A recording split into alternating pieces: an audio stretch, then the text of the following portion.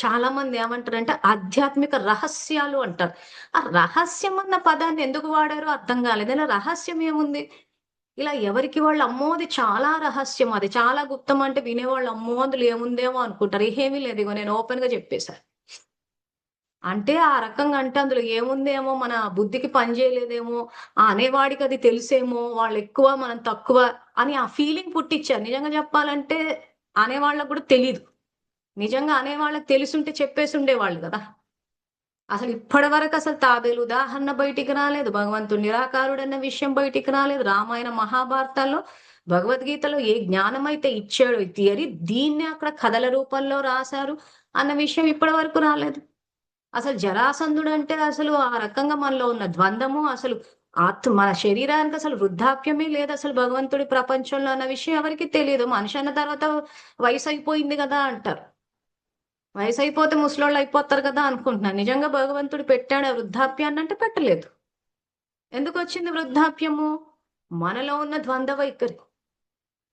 మనలో ఏదైతే అధర్మము, ధర్మానికి మధ్య చెరుగుతున్నప్పుడు ఏమైపోయిందంటే ఆత్మబలంతో నెగ్గాలన్న విషయం చెప్పలేదెవ్వరు. పారాయణం చేసుకుంటూ కూర్చోండంటే పారాయణాలు చేసుకుంటూ కూర్చున్నారు. ప్రాక్టికల్ లైఫ్ ఎటో పోయింది.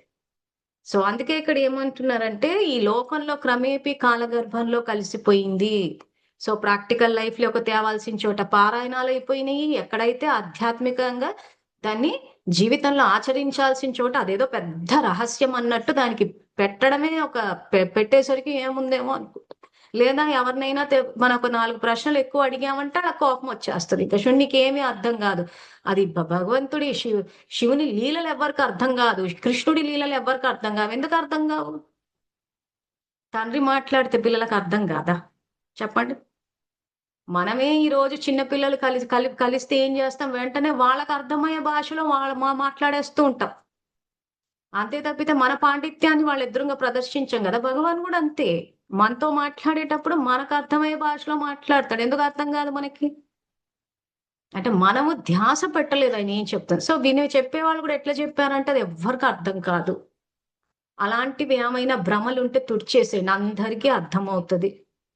అది సులువే. కానీ ఏంటంటే శ్లోకాలు చదవడము, అది సంస్కృత భాష రాకపోవడము.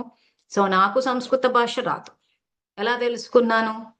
సో, జీవితంలో పరిస్థితులు వచ్చినప్పుడు భగవంతుడిని తలుచుకుంటాం. నిరాకారుడిని తలుచుకోలేదు. నేను గూడా సమస్యలొచ్చినప్పుడు. మేము పూజను తలుచుకున్నప్పుడు ఎవరిని తలుచుకున్నా అది నిరాకారుడికే వెళ్తది గాబట్టి, ఎక్కడి నుంచో మనకు ఆన్సర్ వచ్చేసినప్పుడు ఆ మార్గంలోకొచ్చేస్తాం.